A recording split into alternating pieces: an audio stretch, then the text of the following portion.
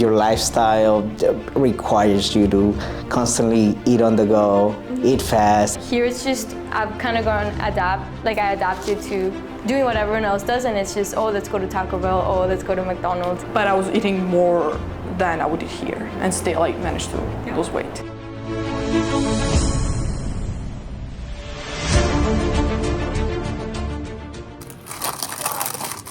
Every year, millions of immigrants move to America for a chance of a better future. But the contrast in food culture cost Emilia Majerra her health. I was born in Mexico. I lived in Mexico until I was 9, and then I moved to Brazil at 9, moved to Canada at 14, and then moved back here like 16 and a half. As a world traveler, Emilia has found it difficult to maintain a healthy diet in the U.S. I just think that the food in the U.S. is made a lot more unhealthy. I think they worry more about how much money they make than what's going into people's bodies. When I lived in Mexico and Brazil, I was like skin and bones.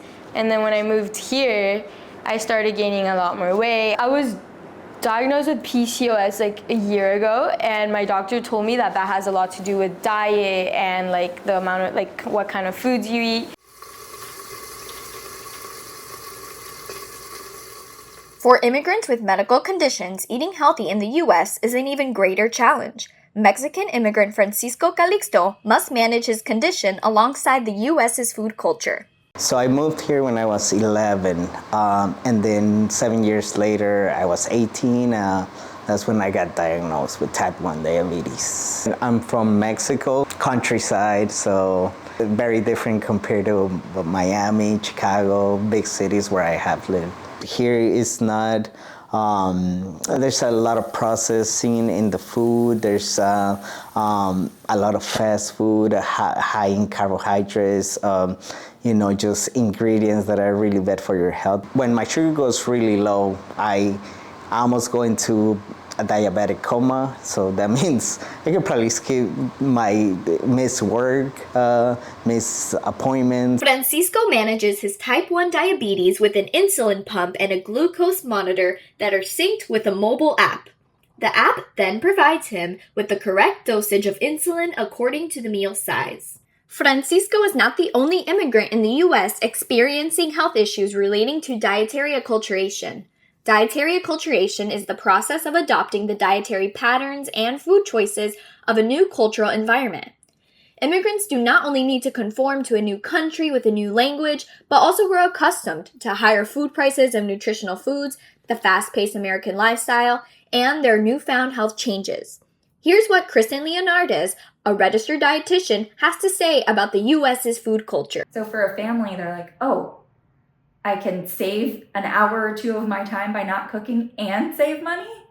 And it's almost like a no-brainer for them, except that type of eating style over and over for years really contributes to a lot of the things we're seeing in America, like obesity. But a lot of times what I'm finding is there'll be in my population, especially specifically, 1, 2, 3 carbohydrate food sources per meal, but then no protein source. Carbohydrate sources digest pretty quickly, so they don't hold you over for very long. You'll be hungry an hour or two later. We are talking about 85 million Americans eating fast food on any given day. Did you know some of the foods that you might be feeding your kids are banned in other countries because of certain ingredients? So how are they allowed in the U.S.? Skittles, Pop-Tarts, Gatorade. Oh, and those yummy Little Debbies. Banned in the European Union because of dyes like Yellow 5, Yellow 6, and Red 40. Many of us are busy juggling kids and work and school, and grabbing packaged snacks and meals is quick and it is convenient, but that may come at a cost. Many of those foods are ultra-processed, and eating too many of them could be bad for your health. Studies show that the longer immigrants live in the United States, the more their eating habits shift toward processed, high-fat, and sugary foods. These changes disrupt the gut microbiome, alter nutrients in the blood, and raise the risk of heart disease.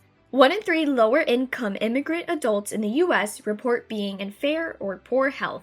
As time in the U.S. increases, so does the risk of obesity, rising from 8% among immigrants living in the U.S. for less than 1 year to 19% among those who have lived in the U.S. for 15 years or more. This pattern reflects the long-term effects of dietary acculturation. In the U.S., this involves greater consumption of high-fat, high-sugar foods, fewer fruits and vegetables, and decreased physical activity. Over time, dietary acculturation takes a serious toll on the health of immigrants adapting to the U.S. food culture.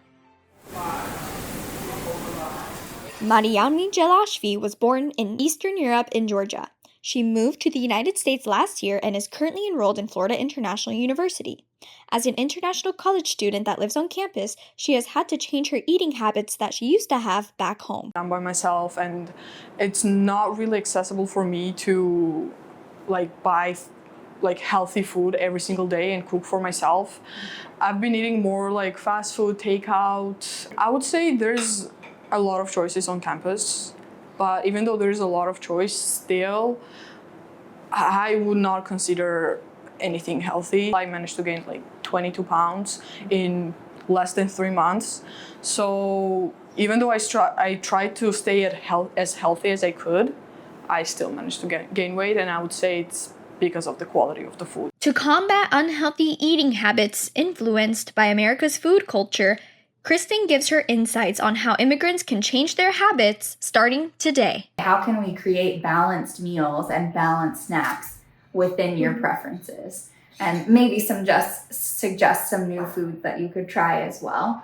But so creating a plan, I think it helps with building a balanced menu for the week and then trying to stick with that rather than, stopping at the fast food on the way home. Taking the time to prep some of those, your own convenience items. So buying the fresh foods and putting them into pre-portioned packages so that you can grab them and go too. You don't have to stop at a convenience store to do that. What I always tell people is if you're eating balanced meals and balanced snacks each time, then overall you're going to have a pretty balanced diet. It would be so much better if USA was more focused on fresh food rather than fast food. So the idea of diabetes, main thing that will help you is to stay consistent with your food.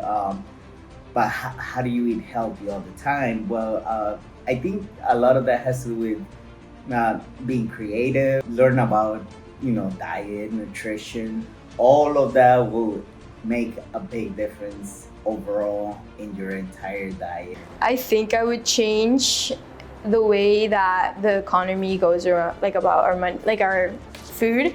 I would stop worrying so much about how much they make. If it's a 50-cent difference for us to be healthier, I would put in the 50 cents extra. I just think they need to focus more on us being healthier rather than them making more money.